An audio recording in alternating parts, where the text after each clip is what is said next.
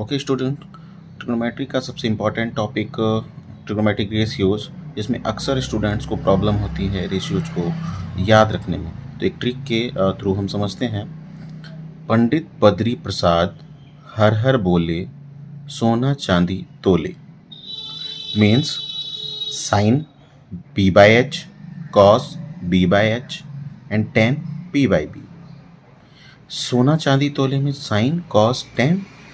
पंडित बद्री प्रसाद हर हर बोले, P by H, B by H and P by B. इस ट्रिक के थ्रू हम इसको याद रख सकते हैं। ओके, इसके बाद अगर हम देखें, सबसे पहले यहाँ पर एक राइट एंगल ट्राइंगल है। हम देख सकते हैं एक right angle triangle at right angle at B. A B C is a right angle triangle and right angle at B. इसमें अगर हम देखें A and C are acute angles. अब हम देखें जैसे साइन सी, अगर इस एंगल के लिए हमें साइन सी रेशियोज लिखना होगा तो पी बाई एच, जैसा कि अभी हमने देखा sine C equal P by H. तो इस एंगल के लिए परपेंडिकुलर ए बी होगा एंड हाइपोटेनस ए सी। ठीक है, इन दोनों एंगल्स में परपेंडिकुलर और बेस एक्सचेंज होता है। अभी हम देखेंगे साइन ए के लिए, साइन ए यानी इस एंगल के लिए परपेंडिकुलर अब ये नहीं रहेगा, परपेंडिकुलर BC हो जाएगा और हाइपोटेनस AC। ये चाहे तो हम इसको ऐसे रोटेट करके देख सकते हैं। इस तरह से अगर हम रोटेट कर लें तो इस एंगल के लिए परपेंडिकुलर हमारा BC हो गया और base AB and hypotenuse AC। तो हमें साइन के लिए लिखना था, तो साइन A के लिए अगर हम चाहें तो लिखेंगे sine A is equal to P by H then BC by AC। एक और चीज़ हम ध्यान दे सकते हैं कि जैसे हम साइन इस एंगल के लिए फाइंड करें या कॉस के लिए फाइंड करें, तो perpendicular never touches the angles. यानी जो परपेंडिकुलर होता है वो जिस एंगल के लिए हम रेशियो लिख रहे हैं वो उसको टच नहीं करता है। इट मीन्स अगर इस एंगल की बात करें हम, तो ये एंगल दो साइड यानी एक बेस और एक हाइपोटेनस के बीच का एंगल है। उस तरह से अगर हम देखें तो परपेंडिकुलर ये हो गया and base always touches the angle, यानी बेस जो होता है वो हमेशा एंगल को टच करता है। तो इस तरह से इस एंगल के लिए बेस ये होगा, हाइपोटेनस तो ये है ही। अब जब हम एंगल ए के लिए अगर देखें तो परपेंडिकुलर कौन होगा, क्योंकि अभी हमने बताया कि perpendicular never touches the angle, यानी ये परपेंडिकुलर तो होगा ही नहीं and base always touches the angle. तो ये बेस हो गया और ये परपेंडिकुलर और ये हाइपोटेनस। ओके, अब आइए इसी के थ्रू हम इस क्वेश्चन को सॉल्व करते हैं। क्वेश्चन है A B C triangle, in triangle A B C right angle at B, A B equal to 24 centimetre, B C equal to 7 centimetre, determine sine A, cos A, sine C and cos C. तो अगर हमारे पास A B 24 centimetre है and B C 7 centimetre, तो हमें ए सी find करना है। तो हम इसे कैसे फाइंड करेंगे? By Pythagoras theorem. Pythagoras theorem के थ्रू हम H square equal to P square plus B square, as we know H square equal to P का वैल्यू हमने पुट किया, फिर बी का वैल्यू, इस तरह से हम यहाँ से एच का वैल्यू फाइंड कर सकते हैं। अब एच हमारा 25 सेंटीमीटर आ गया। ठीक है, अब परपेंडिकुलर हमारे पास है 24, बेस है 7 एंड हाइपोटेनस 25 सेंटीमीटर। आइए हम इसको लिखते हैं। सबसे पहले साइन ए, इस एंगल के लिए हम ध्यान देंगे साइन ए, इस एंगल की बात कर रहे हैं साइन ए। अभी हमने बताया साइन का रेशियो होता है P बाय एच। पंडित बद्री प्रसाद हर हर बोले, ठीक है, ये हम देख सकते हैं पंडित बद्री प्रसाद हर हर बोले, यानी sign P by H.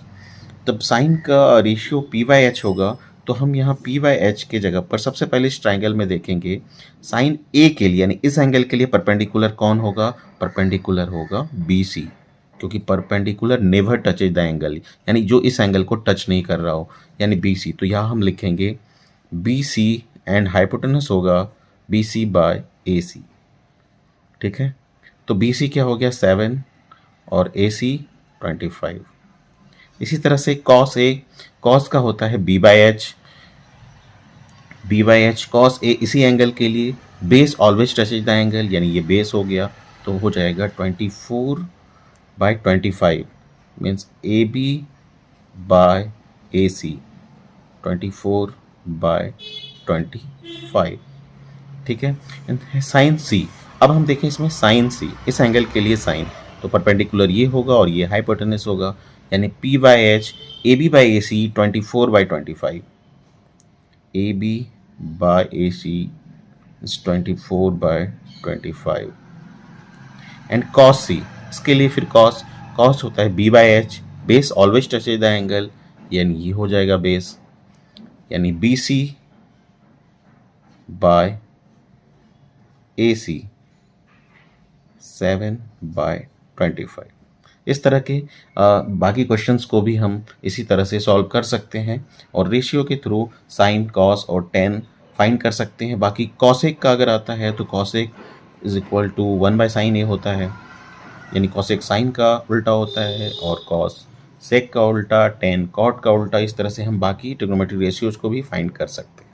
Okay students, trigonometry chapter का ही एक इम्पॉर्टेंट और एक्सरसाइज जिसमें हम एंगल्स के वैल्यू पुट करके हमें क्वेश्चंस को सॉल्व करना होता है। सबसे डिफ़िकल्ट होती है सभी एंगल्स के वैल्यू को याद रखना। तो आइए हम एक ट्रिक के माध्यम से इसको समझते हैं, किस तरह से हम इसको फील कर सकते हैं।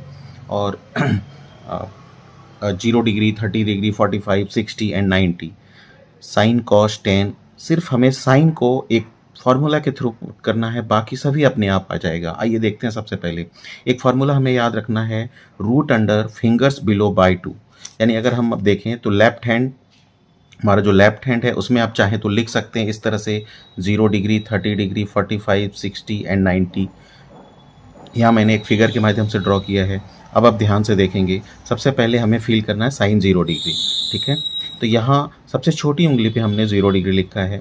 फार्मूला है root under fingers below by 2, यानी आप अगर हम देखें तो इस छोटी उंगली के बाद फिंगर्स बिलो कोई और फिंगर्स नहीं है, यानी 0 फिंगर्स। तो हम यहाँ लिखेंगे फार्मूला में रूट अंडर 0/2, रूट अंडर 0 का वैल्यू 0, 0/2 इज इक्वल टू 0। इस तरह से हम साइन 0 के वैल्यू को पुट करेंगे 0। अब अगर इसके बाद देखें, जस्ट इसके बाद वाली उंगली अगर हम देखें तो यहाँ लिखा हुआ है 30 डिग्री, ठीक है। तो यानी 30 डिग्री साइन, सिर्फ हम साइन का ही एंगल्स के वैल्यू को पुट करेंगे, बाकी अपने आप आ जाएगा। तो अगर हम देखें 30 डिग्री के वैल्यू, तो फिंगर्स बिलो बाय 2, तो 30 डिग्री जिस उंगली पर लिखा हुआ है उसके बाद, यानी उसके नीचे अगर फिंगर्स देखें तो 1 फिंगर्स हैं, तो हम यहाँ लिखेंगे फिंगर्स बिलो, यानी रूट अंडर 1 फिंगर है ना। तो रूट अंडर 1, यानी रूट अंडर 1 का वैल्यू 1/2, 30 डिग्री का वैल्यू 1/2, ठीक है। 45 है, उसके बाद फिंगर्स बिलो कितने फिंगर्स हैं? 2 फिंगर्स हैं, तो रूट अंडर 2/2, ठीक है।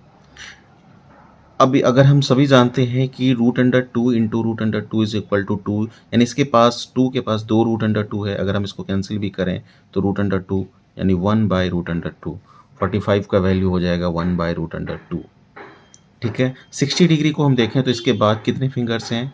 फिंगर्स बिलो 1, 2, 3 फिंगर्स, तो यानी हो जाएगा रूट अंडर 3/2। फार्मूला हमारा बस यही है, root under fingers below by 2, इसी के थ्रू हमने यहाँ पर पुट किया और ये हो गया root under 3/2। 90 degree, 90 degree thumb पर लिखा हुआ है, यानी इसके नीचे 4 फिंगर्स हैं, तो फार्मूला है root under fingers below by 2, यानी रूट अंडर 4/2। रूट अंडर 4 का वैल्यू 2/2 इट मीन्स 1, यानी यहाँ हमने साइन को फिल कर लिया। बस ये फिंगर्स के थ्रू हमें साइन के वैल्यू को फिल कर लेना है। इसके बाद बस इसको हमें पलट देना, यानी ये जो 90 डिग्री का वैल्यू है cos 0 डिग्री में आ जाएगा। फिर ये रूट 3/2 को cos 30 डिग्री में पुट कर देना, फिर ये 45 वाला दोनों सेम हो जाएगा, फिर ये यहाँ आ जाएगा और फिर साइन 0 का जो वैल्यू है वो cos 90 का वैल्यू होगा। इस तरह से सिर्फ हमने फिंगर्स के थ्रू साइन का वैल्यू फिल किया, उसके बाद कॉस के वैल्यू के लिए हमने इसको पलट दिया, यानी साइन 90 जो था वो cos 0, फिर साइन 60 जो था वो cos 30, sine 45 and cos 45 are same, sine 30 cos 60 हो जाएगा और साइन 0 cos 90 हो गया। अब इसके बाद एक आइडेंटिटी को हमें ध्यान रखना है, tan theta equal to sine theta by cos theta, यानी साइन बाय कॉस, यानी अगर tan 0 डिग्री हमें फाइंड करना है तो साइन 0 बाई cos 0, यानी यहाँ पर हमें फिल करने के लिए इन दोनों को डिवाइड कर करके यहाँ फिल कर देना है, यानी 0/1 0, 1/2 बाई रूट 3/2, 2 कैंसिल यानी 1/√3, 1/√2 and 1/√2 1, √3/2 and 1/√2, 2 cancel, √3, 1/0 is not defined और इनफाइनाइट लिख सकते हैं। अब हम सभी जानते हैं कि जो साइन का इन्वर्स है वो कॉसेक होता है, कॉस का इन्वर्स सेक होता है एंड टेन का कॉट होता है। तो यहाँ पर सभी वैल्यूज़ को हम पलट देंगे या फिर इसको कहें तो रेसिप्रोकल कर देंगे हम, तो ये सभी का वैल्यूज़ आ जाएगा हमारे पास। अगर हम कॉसेक का वैल्यू निकालना चाहें तो ये 0 है तो कॉसेक का क्या हो जाएगा, नॉट डिफाइंड या फिर इनफाइनाइट हो जाएगा। साइन 1/2 है, साइन 30 1/2 है तो कॉसेक 30 हो जाएगा 2/1 मीन्स 2, 1/√2 तो √2/1, √3/2 तो 2/√3 एंड 1 तो 1 का तो 1 ही होगा। इस तरह से हम बाकी वैल्यूज को भी फिल कर सकते हैं। आप चाहे तो बाकी वैल्यूज को भी इसी तरह से साइन कॉस का जो वैल्यूज है उसको अगर हम इन्वर्स कर दें तो ये सेक का हो जाएगा और टेन के वैल्यूज को कर दें तो ये कॉट का हो जाएगा। इस तरह से